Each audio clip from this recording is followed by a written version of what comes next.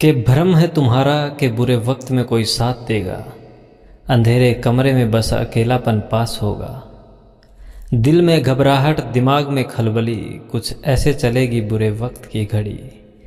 झूठी हंसी, आंखें नम, सब देंगे झूठे भ्रम।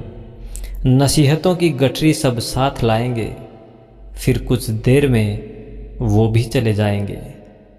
नमस्कार, भक्ति कथा और कहानी में आपका स्वागत है। दुख में साथ देने बहुत आ जाते हैं, क्योंकि वहाँ सिर्फ सांत्वना ही प्रकट करनी होती है। लेकिन जब आपके ऊपर मुश्किल वक्त आता है, या कहें जब आप बहुत बुरे वक्त से गुजर रहे होते हो, तो हर कोई साथ छोड़ देता है। इसलिए महान शख्सियतें अक्सर कहती हैं कि इंसान को आजमाना है तो उसको अपने बुरे वक्त में आजमाओ। किसी इंसान का असली चेहरा तभी खुल के सामने आता है। इसलिए ये कहना गलत ना होगा, वक्त को बुरा ना कहो, लोगों की असलियत यही दिखाता है।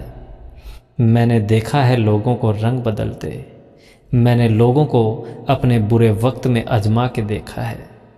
लोग नसीहत देते हैं और निकल जाते हैं। अगर सब साथ दें तो कोई भी मुश्किल आसान हो सकती है। एक पक्षी भी समुंदर को सुखा सकता है। इसी संदर्भ में एक कहानी है। बहुत समय पहले एक छोटे से जंगल के पास एक विशाल समंदर बहता था। जंगल के पशु पक्षी उस समंदर के आसपास अपना जीवन व्यतीत करते थे। समंदर से मिलने वाले पानी, ताजगी और भोजन के कारण यह इलाका उनकी दुनिया का केंद्र था। इस जंगल में छोटे बड़े कई पक्षी रहते थे। उनमें से एक छोटी चिड़िया भी थी, जो अपने परिवार के साथ समंदर के किनारे एक घोंसले में रहती थी। चिड़िया और उसका साथी बड़े प्यार से अपना जीवन बिता रहे थे। उनके घोंसले में 3 छोटे छोटे अंडे थे, जो उनके आने वाली संतानों का प्रतीक थे। चिड़िया और उसका साथी हर दिन उन अंडों की देखभाल करते थे और भविष्य के सपने संजोते थे। एक दिन तेज आंधी और बारिश ने जंगल और समंदर के इलाकों को घेर लिया। समंदर में उफान आ गया और ऊंची लहरें जंगल की ओर बढ़ने लगी। चिड़िया का घोंसला समंदर के किनारे था और वह लहरों की चपेट में आ गया। चिड़िया ने देखा कि उसके अंडे लहरों के साथ बह गए। चिड़िया का दिल टूट गया।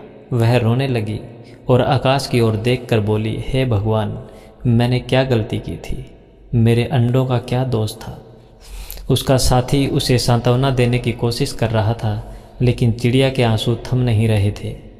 उस दिन चिड़िया ने ठान लिया कि वह इस समंदर से अपने अंडे वापस लेकर रहेगी। अगले दिन चिड़िया समंदर के पास गई। उसने अपनी चोंच में पानी लिया और उसे किनारे पर फेंक दिया। ऐसा करते हुए वह बोलती जा रही थी, मैं इस समंदर को सुखा दूंगी। मेरे बच्चों को इसने छीन लिया और मैं इसे चैन से नहीं रहने दूंगी। उसे ऐसा करते देख जंगल के दूसरे पक्षी आए और हंसने लगे। उन्होंने कहा, क्या तुम पागल हो? यह समंदर बहुत बड़ा है, तुम्हारी चोंच से पानी निकालने से क्या फर्क पड़ेगा? तुम्हारा पूरा जीवन लग जाएगा, लेकिन समंदर सूखेगा नहीं। चिड़िया ने दृढ़ता से जवाब दिया, फर्क पड़ता है या नहीं यह मुझे नहीं पता, लेकिन मैं हार नहीं मानूंगी। अगर मैं आज रुक गई तो कल मेरी हिम्मत भी ख़त्म हो जाएगी। देना है तो साथ दो, वरना मुझे अकेले लड़ने दो। चिड़िया का अटल संकल्प देखकर कुछ पक्षियों को दया आ गई। उन्होंने सोचा, अगर यह अकेले इतनी मेहनत कर सकती है तो क्यों ना हम भी इसका साथ दें। धीरे धीरे पक्षियों का झुंड बन गया। हर पक्षी अपनी चोंच में पानी भरकर किनारे पर फेंकने लगा।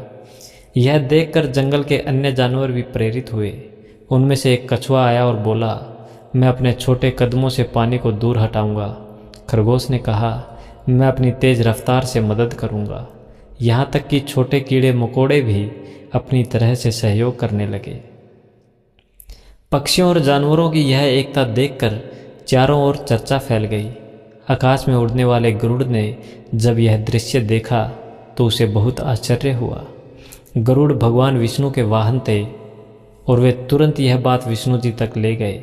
गरुड़ बोले, प्रभु, आपके बनाए जीव आज अपने साहस और एकता का सबसे बड़ा उदाहरण पेश कर रहे हैं। एक छोटी चिड़िया ने अपनी हिम्मत से सबको प्रेरित कर दिया है। क्या आप इस निष्ठा को देखना चाहेंगे? भगवान विष्णु मुस्कुराए और बोले, चलो आज देखते हैं कि यह छोटा जीव हमें क्या सिखा सकता है। भगवान विष्णु अपने गरुड़ के साथ समंदर के पास पहुँचे। जैसे ही उन्होंने देखा कि सैकड़ों पक्षी और जानवर समंदर को सुखाने की कोशिश कर रहे हैं, उनका दिल पिघल गया। विष्णु जी ने समंदर से कहा, तुम्हें इन छोटे छोटे जीवों से डर नहीं लगता? इनकी मेहनत का सम्मान करो और वह लौटाओ जो तुमने लिया है। समंदर तुरंत कांप उठा। उसने चिड़िया के अंडे सुरक्षित वापस कर दिए। चिड़िया ने अपने बच्चों को वापस पाया और वह खुशी से भर गई। उसने सबको धन्यवाद दिया और कहा, अगर आप सभी ने मेरा साथ नहीं दिया होता तो यह संभव नहीं हो पाता। हमें एक दूसरे का सहारा बनना चाहिए, क्योंकि अकेले हम कुछ नहीं कर सकते। इस घटना से सभी ने सीखा कि जब तक एकता और दृढ़ता है, तब तक कोई भी समस्या असंभव नहीं है। जय हिंद।